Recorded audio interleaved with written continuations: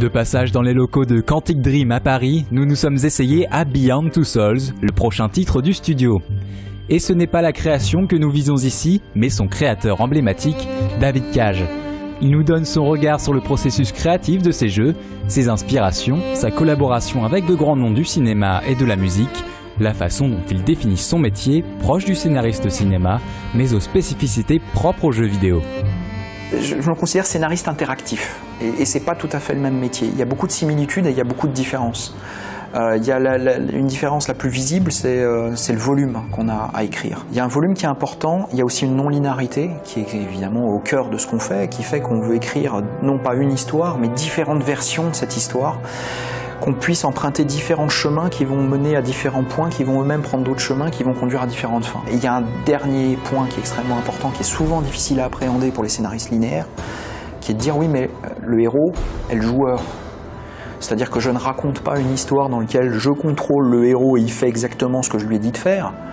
Je dois décrire, moi scénariste, un champ des possibles qui doit être suffisamment large pour que le joueur ne se sente pas à l'étroit, mais suffisamment délimité pour que quand même je puisse raconter quelque chose là-dedans et que l'expérience du joueur elle-même soit intéressante et ait un sens.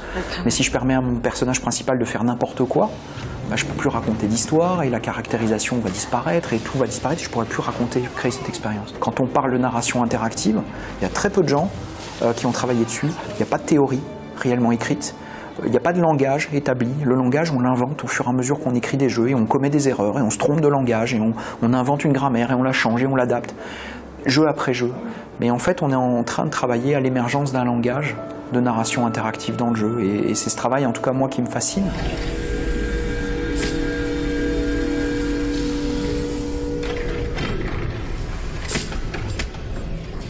Je pense que c'est des expériences qui sont très différentes. C'est-à-dire parfois on a envie qu'on nous raconte une histoire et ne pas avoir à interagir. Parfois on a envie d'être l'acteur de cette histoire pour pouvoir la changer. Et je pense que c'est deux types d'expériences différentes qui sont pour moi aussi intéressantes l'une que l'autre. Mais je pense qu'on n'est qu'au début de ce qu'on a découvert avec l'interactivité. On a commencé par faire des choses très simples. Et je pense que quand on va commencer à découvrir ça, on va toucher de plus en plus de gens, des gens qui aujourd'hui ne s'intéressent pas aux jeux vidéo ou s'imaginent que c'est gesticuler devant une télé en manipulant une télécommande Wii. On va commencer à intéresser ces gens-là parce qu'on va commencer à parler de choses qui ont un sens. Et j'espère que la feature next-gen qu'on va voir, c'est le sens, c'est avoir des jeux qui racontent quelque chose, qui disent quelque chose. Et quand on éteint sa console, qu'on a fini de jouer, qu'on en retienne quelque chose. Stop, will you please stop? I'm scared!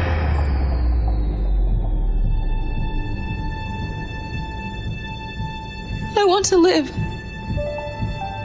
I'm begging you. On va s'inspirer des techniques du cinéma.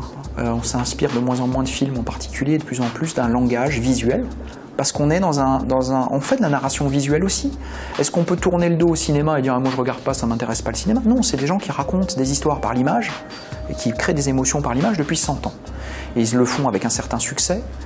Ils ont développé une théorie, une grammaire, un langage.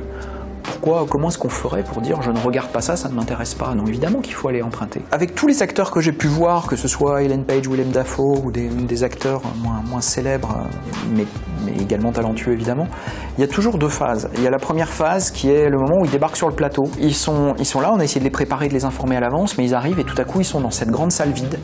Il n'y a rien. Ils regardent autour d'eux et ils ont cette espèce de costume collant, ridicule, avec des boules brillantes partout. Ils ont des 90 marqueurs sur le visage. Il n'y a pas de décor, il n'y a pas de costume, il n'y a pas d'accessoires et il n'y a pas de caméra. Here, most of the time the player will control you.